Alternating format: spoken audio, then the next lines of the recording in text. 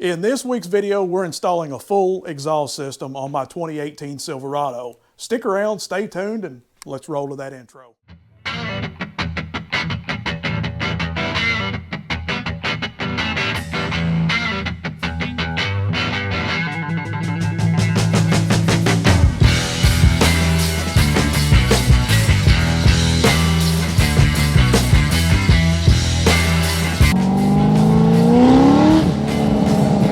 Get in a car like this and smile, there's something wrong with you.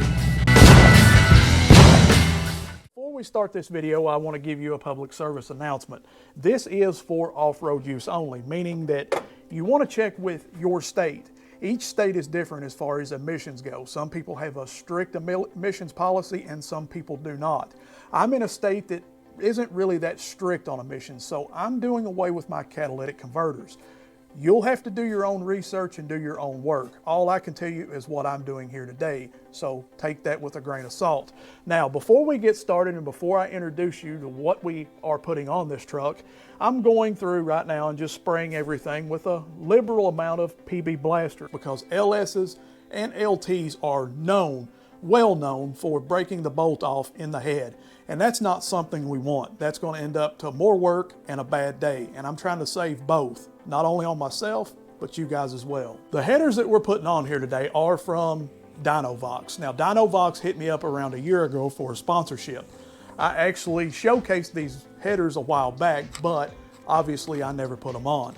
These headers are an 1 7/8" primary run into a 3-inch collector. They're really welded up nicely on the inside. They look good. They're a polished stainless. They're a nice looking piece. They do come with the Y pipe that will connect and all the extra connectors that will connect to your factory exhaust if you choose to do that. However, I did not, so that's why they've kind of been tucked in the corner and not even on the truck yet. So what I wanted was a true dual exhaust. And the only people that's really making a true dual exhaust system is Speed Engineer. So I hit those guys up and, well, they sent me their 3-inch exhaust. And yes, I did pay for this. It is their xpipe edition. So what will come off the headers into true dual exhaust into an xpipe. From there, it will have an extension pipe on either side and run into the Speed Engineering mufflers that will dump right before the rear end.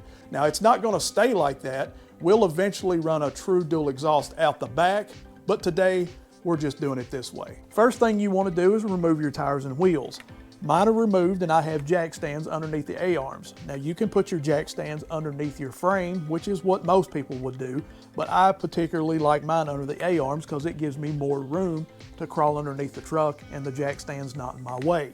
Next, we need to remove this inner fender liner in order to get to those manifold bolts. Now, you don't have to do this, but it just makes the job a little bit easier. In order to remove this inner fender liner, you have 15 T15 Torx bolts that you need to remove, and most of those are around the outer edge, and there's 2 in the middle. And I'm sorry, there's 20 of those bolts instead of the 15 that I told you guys. So now we just remove this inner fender liner. Push in as much as you can. It's going to be dirty. It's going to be nasty. Things falling, but that's just the way it is.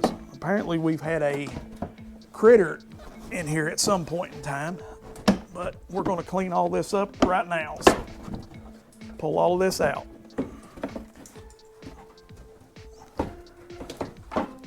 And I think I forgot, there's one more. So there's 21 altogether. The last one is right there. Wow, they don't want those to come out, do they? Is there another one? Have we got another? We've got another one, 22. 22, ladies and gentlemen.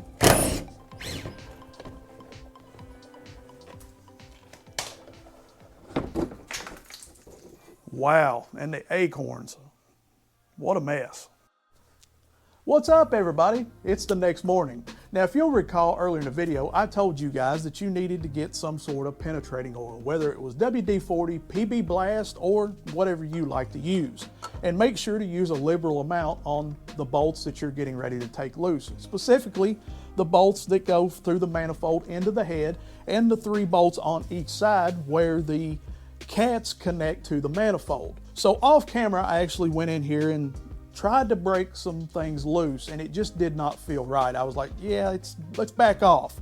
So I sprayed a liberal amount more and just let it set up overnight. If something feels like it's not right, we're going to use an induction heater, not fire, but an induction heater. And by some chance, if something breaks, well, we'll cross that bridge when we get there.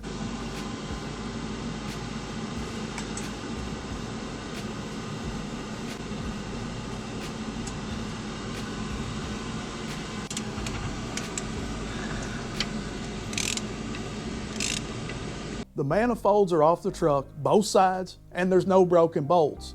But I cannot take all the credit for it, honestly. I have to give credit to this induction heater. Without this induction heater, I don't think it would have been possible. Now, yes, I'm like you guys. I've used heat in the past. But when you put heat on rusted bolts, most of the time in an aluminum head, it's still going to break a bolt off. With this induction heater, you actually get a direct source of heat. It gets inside that bolt and breaks that Loctite loose. It breaks all that rust loose. Enough with that. We need to get the rest of this exhaust off. There's 2 ways that you could go about removing this Y pipe. The first way is with a Sawzall. Just go in and start chopping and cutting. Or you could do it the way that I done it. I actually brought the whole assembly out as one piece. I started off by removing the O2 sensors. You will have 4 of them, and they will be a 7/8 wrench in order to loosen them up. Penetrating oil, once again, will be your friend. Then I took a jack and placed a board on top of it, and I jacked the board up next to the transmission pan. Now I want to remove my transmission cross member, but in order to do so, there's a stud that hangs down from your transmission mount. I think you can see the stud right there. It will actually go through your cross member. It takes a 15 millimeter. You'll have 1 bolt that you'll loosen here. Then your cross member goes from side to side. It has 2 bolts on each side.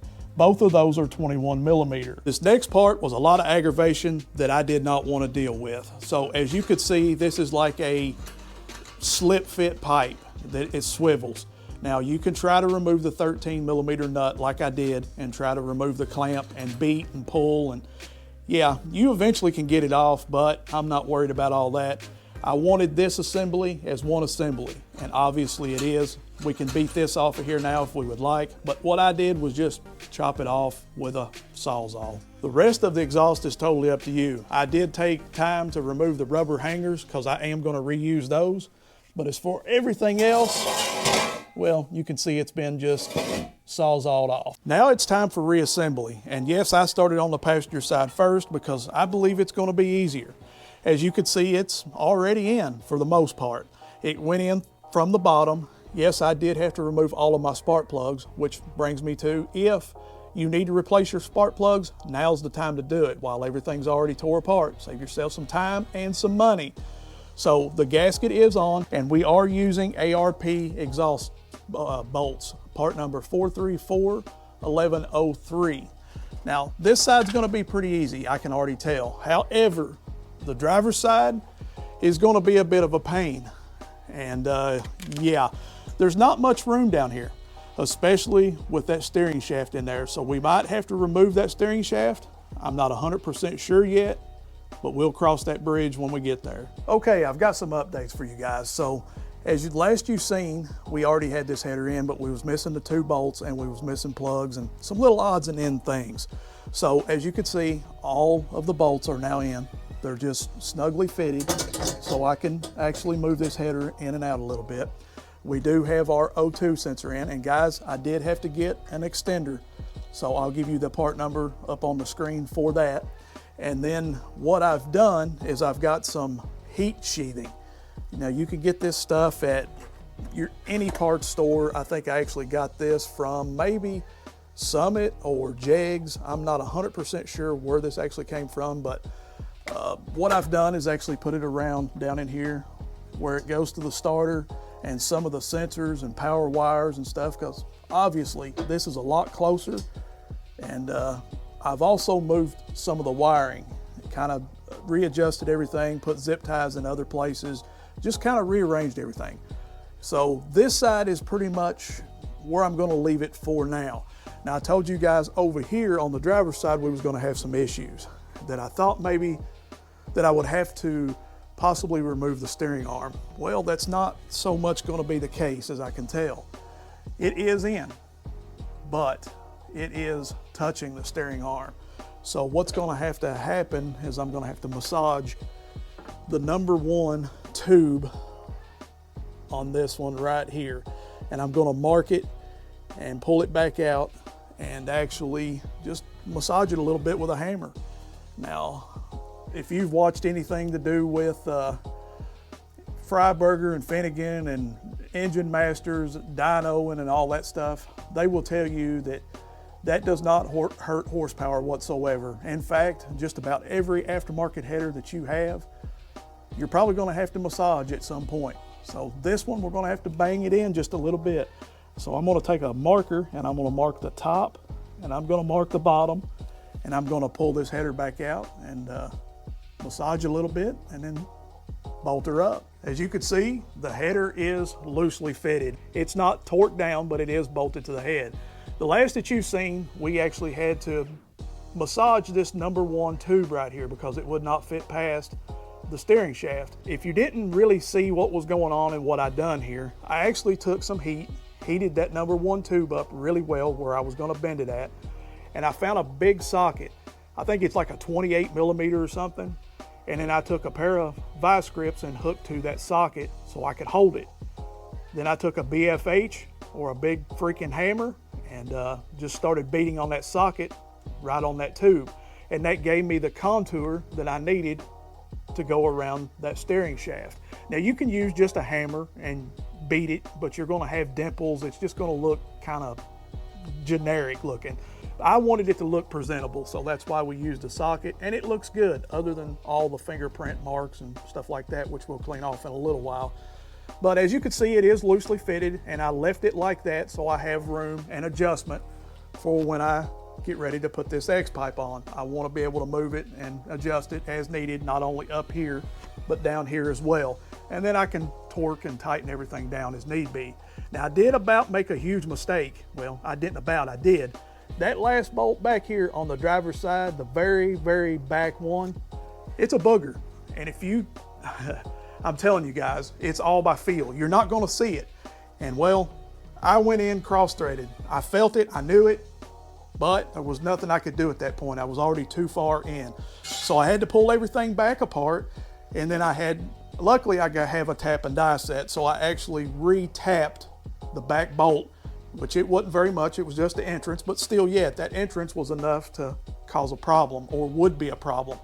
So cleaned everything out with WD-40, sprayed everything out with air the best I could, and well, the bolt went in, everything's the way it should.